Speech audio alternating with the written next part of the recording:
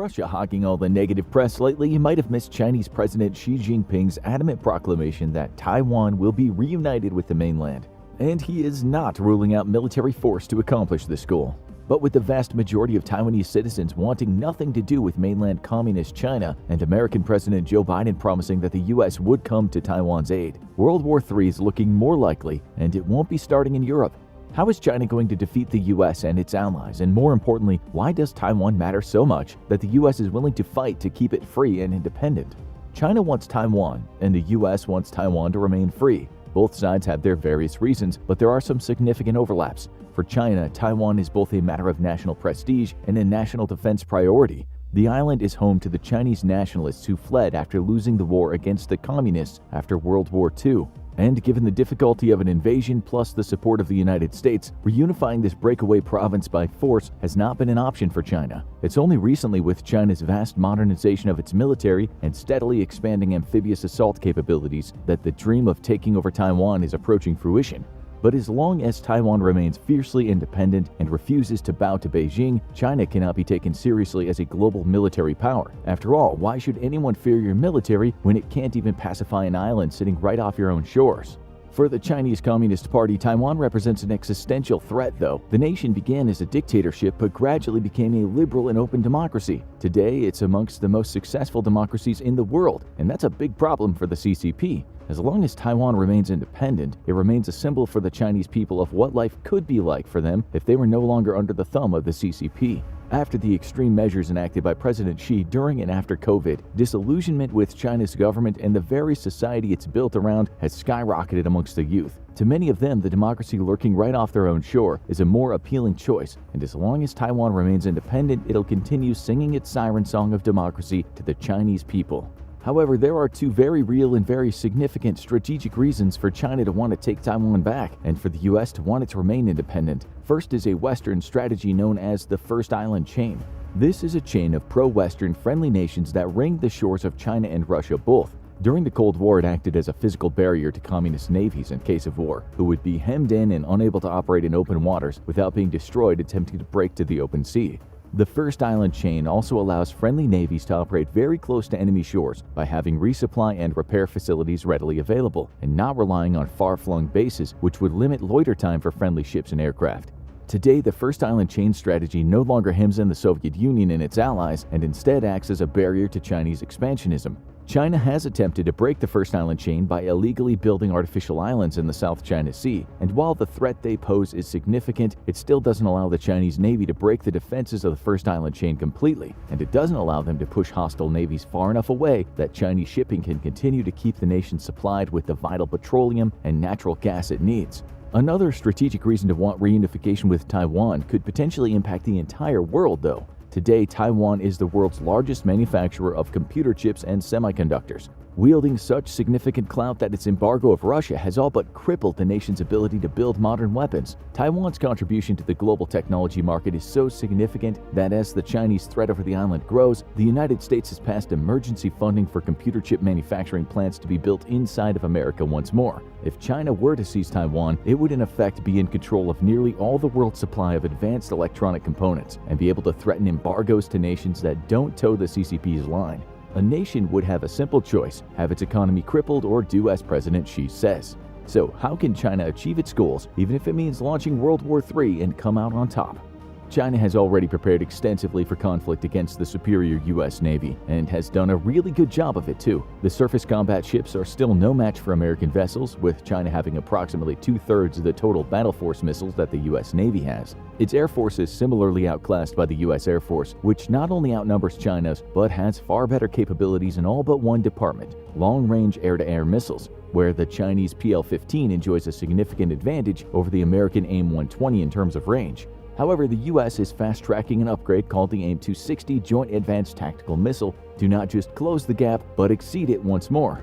U.S. air and naval power won't matter, though, if it can't bring all that might close to Chinese shores, which is why China has invested heavily into developing a strategy known as Anti-Access Area Denial, or A2AD. The goal is simple: keep American ships and special mission aircraft such as AWACS and tankers away from Chinese shores so the People's Liberation Navy can operate with impunity. At the core of the strategy is the People's Liberation Army Rocket Force, or PLARF.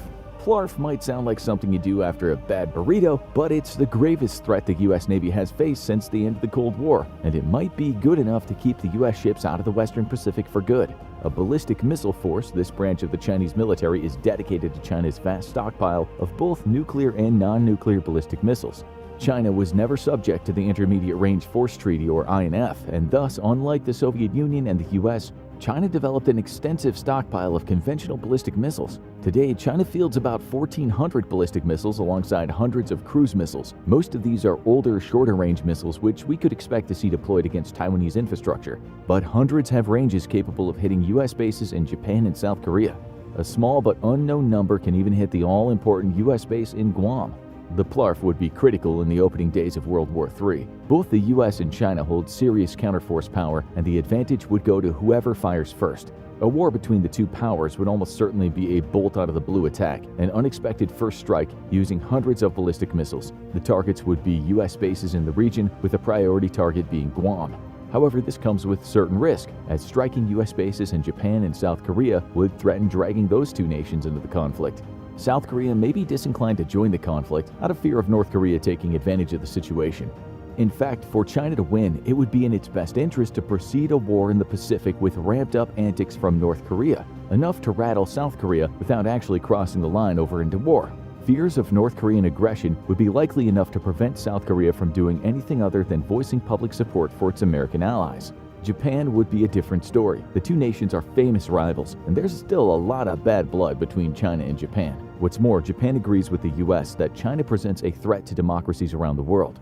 Losing a fellow democracy like Taiwan to China could represent a larger global shift toward authoritarianism. China, being the dominant regional power, is also greatly disadvantageous to Japan, whose all-important trade routes pass by close enough to China to be intercepted by its navy should Taiwan fall and the first island chain be broken. Thus, it's almost a foregone conclusion that Japan would join the war anyway, no matter what China ends up doing.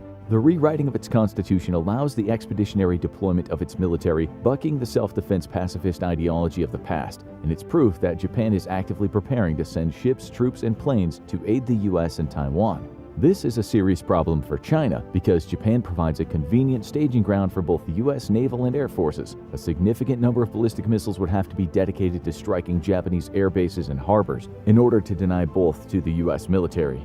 Chinese military doctrine states that the Plarf is to be used in a swift, precise, and overwhelming strike against an enemy force. This means eliminating the greatest threat to Chinese ambitions in the region, the United States Navy. It's not enough to shut down US bases and airfields. America has a huge expeditionary capability and lots of friends from where they could stage ships and planes. Winning the war in the Pacific means beating the US Navy black and blue.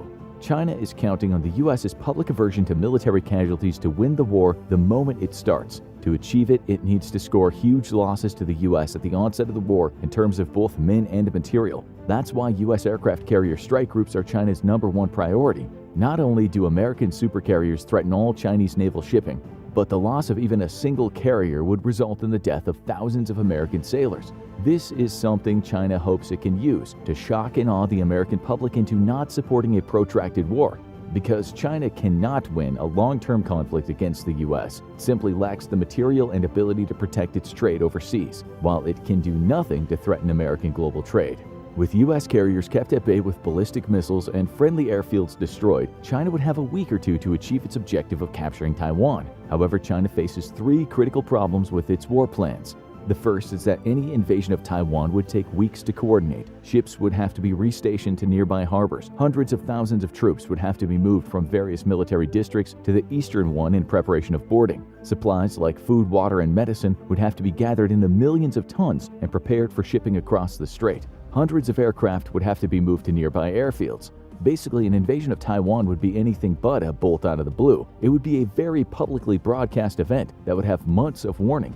The United States would use this time to gather global support for either painful political and economic measures against China or to build a national military coalition like it did in Desert Storm. In an unprecedented move, European NATO partners have been sending ships to the South Pacific in the last 6 months. These routine patrols are meant to signal one thing to China: Europe stands with the US and against an invasion of Taiwan. Invading Taiwan would mean taking on an international coalition. And there's no ready answer to this daunting problem for China, who enjoys few meaningful alliances, and zero who would support it in war against what would in effect be a global force. The second problem China faces is that though its ballistic missile force is a deadly threat to U.S. forces, it might not be able to effectively deter U.S. naval operations the way China hopes it will. Hitting a stationary airbase with a ballistic missile from thousands of miles away is relatively easy. China has reduced the circular probability of error from 100 to just 5 or 10 meters for its modern missiles. However, hitting a fast-moving warship in the middle of the ocean is a different challenge altogether. Ballistic missiles and other standoff weapons need good tracking data to hit a moving target. This means that a ship must be first discovered, properly identified, and then finally fixed. China has greatly improved both its ground-based and satellite-based long-range radar capabilities, but this type of radar can only tell you a ship is out there with an approximate distance. Accuracy of satellites, however, is greater, though they provide only a temporary track as they orbit the Earth. In order to properly identify and then provide a good track, you need a much better sensor technology, and it's unknown if China can foot the bill there. A vast investment in drones and AWACS aircraft means that China potentially has the tools to get the job done, but these airborne assets have to face the threat of the most capable air force in the world. China does enjoy an advantage here because the US would have to operate aircraft at extremely long ranges, but a decided uptick in both the purchase of air and sea drones by the US military, as well as a new tanker drone, means that the reach of America's weapons is being steadily and greatly increased. Even if China can overcome the difficulties in hitting moving targets, there's still one Achilles heel it has no solution for, neither today nor in the projected future. China depends on overseas trade for the majority of its oil and natural gas imports. It does have two land-based connections to Russia, but one of these, the pipeline from Sakhalin, would make an easy target for a cruise missile strike via submarine. That would leave only one inflow of oil and natural gas in the far west out of U.S. reach. This would basically be a trickle compared to China's current fossil fuel supply, and within weeks the nation would run out of oil altogether. Its military could fight on for a few months at most due to the strategic reserves, but its economy would come crashing to a halt as the civilian sector becomes energy-starved. To add insult to injury, over 60% of Chinese trade comes via the ocean. Except it wouldn't in case of war, thanks to the U.S. Navy. Even if its ballistic missile forces are effective at keeping the U.S. Navy at bay, ballistic missiles can't stop the huge U.S. attack submarine fleet. Surface task forces could also easily choke off China at multiple traffic choke points for maritime trade, including the Malacca Straits, the Gulf of Oman, and the Panama Canal. China is attempting to secure ports and airfields outside of the country so it can base forces near these strategically important waterways, but so far has only succeeded in gaining the use of a small base at Djibouti, only miles from a much bigger American base. With the bulk of the world on the US's ideological side and the vast network of friends and partners the US can use to leverage pressure on anyone contemplating allowing China to build military bases on their territory, it's not predicted that China's forward-deployed military forces will grow in any significant amount. The Chinese Navy may be the largest in the world today, but most of these ships are smaller vessels meant to act as missile boats or harass the fishing vessels and oil-exploring ships of neighboring nations, not attempting to dislodge a U.S. carrier strike group from a vital trade artery. For all its planning, there's nothing China can do about this situation in the current or even long term, though it is steadily working at building a blue water navy capable of operations far from home shores. It still has a significant way to go to get there, however, and even the U.S. remains firmly in the lead.